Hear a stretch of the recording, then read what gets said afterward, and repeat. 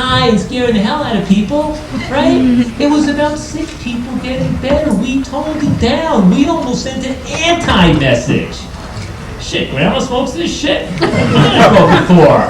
I mean, the other side, Shalale, especially with Donna Shalale, she said, something, we'll see. You pass these initiatives and marijuana use is going to go up.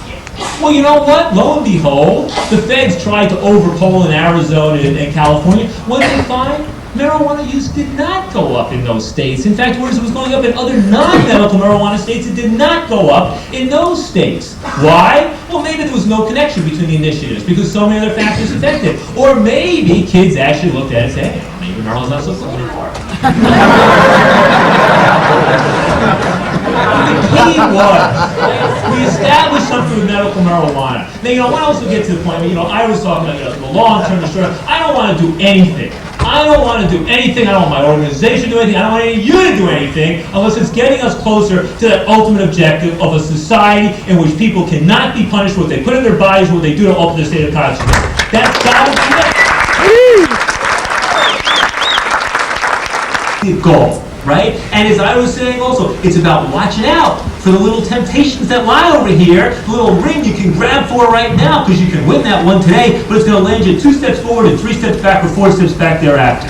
Right? So medical marijuana, it took us forward for a lot of reasons. And did it help to soften up opinion? And do we actually see support, the public opinion polls in California about supporting marijuana, decriminalization, legalization going up? We did. So in fact, does winning on medical marijuana help to loosen people up to begin to think about legalizing marijuana? Does it provide an opportunity to educate them about marijuana, to address them? I think it does. I'll tell you something. Turn around when you want it and not when you don't. And in fact, on states' rights, when it comes to protecting people from unfairness in the economic system or providing for a clean environment, both issues where I think you need to have a national policy. You can't have state-by-state environmental rules. State borders may be very impressive, but they don't go much more than 10 or 12 feet in the air. And it's kind of hard to expect state borders to protect you from air pollution. And most rivers tend not to stop at state lines.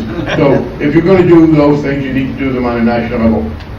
We each compete for industry, so certain basic economic things have to be done at the state level. But there are issues where states could, on their own, formulate policies and have very little effect on other states.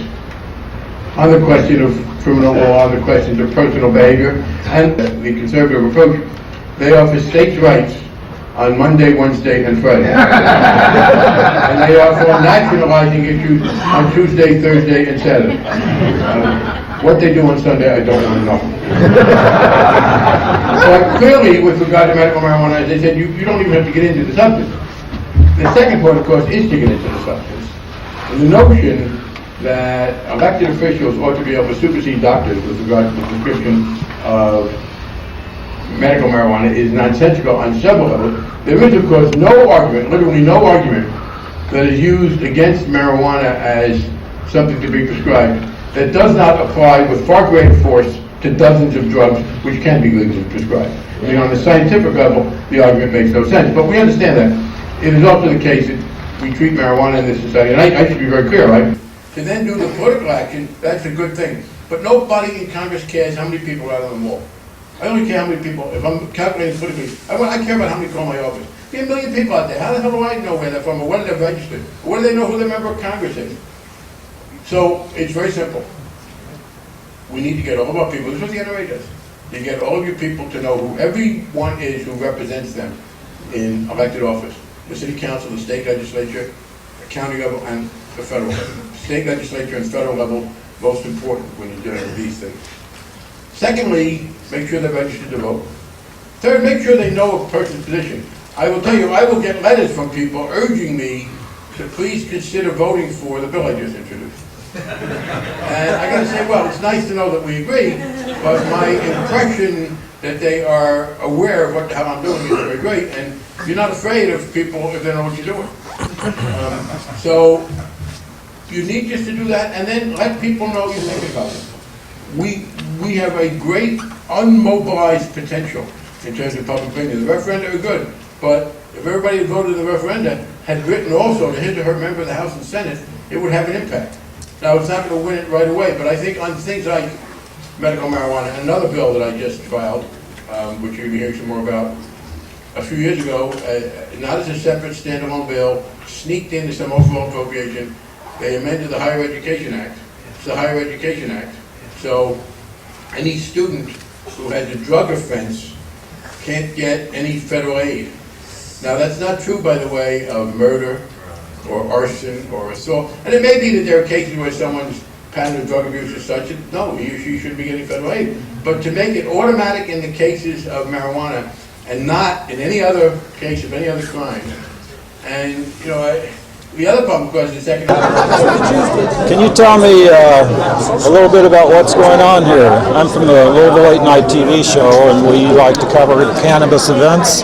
Well, I'm here at the normal convention, and I brought some buds along. I see. What's your name? And Richard Davis. I'm curator of the USA Hemp Museum. Oh, really? And where is This is the medical display. I see. Part of the Hemp Museum. There are 20 rooms in the museum. Where's the museum located? Well, it's online. Online museum. Hempmuseum.org. Okay. And what's your name again? Richard Davis. Richard, will you tell us what you have here? Well, I got this particular year, a couple of years ago, we grew like 9 different varieties, so we'd have some variety in the museum. And in addition to the buds, we have the ways that it's used as medicine. We have hash joints. I see. Candy, popcorn. And so on. This is just buttered with marijuana butter. That's hemp popcorn. Yeah.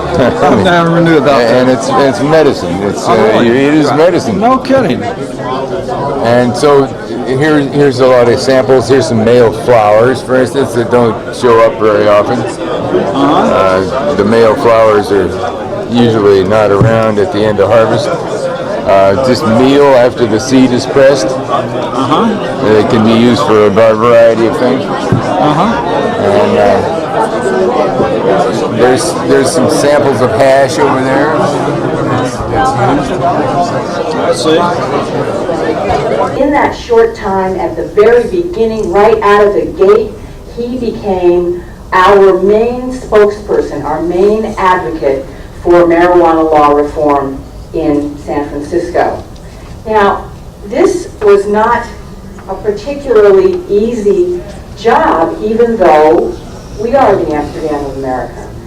Ross took it from both sides as he attended each and every meeting. He missed nothing. He and his protege, Boris Delapine, who I think is here too, were right there with us in our efforts to regulate cannabis, medical cannabis dispensaries, and now is involved in marijuana law reform generally in San Francisco. So it has not been an easy job.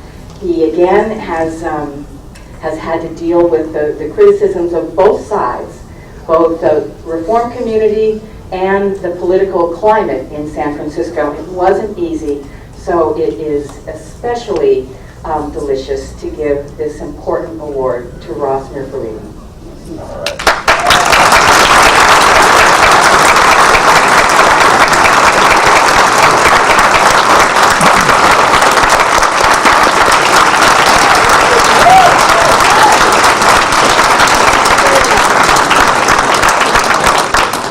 This infrastructure designed so that it would be protected with safe haven from any prosecution, those very same governments that opened it. Our effort to legalize and tax and regulate it is a very hard sell to the average person.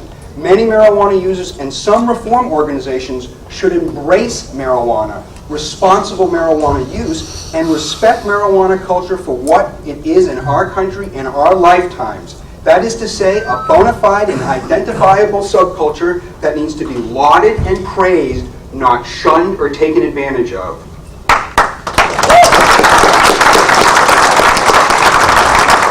We all talk about this idea of marijuana smokers, and some of their advocates choose to run away from the central organizing factor that brings each and every one of us into this room on this day, namely that using marijuana is not immoral for adults, and there is no shame in using marijuana products responsibly. The first slide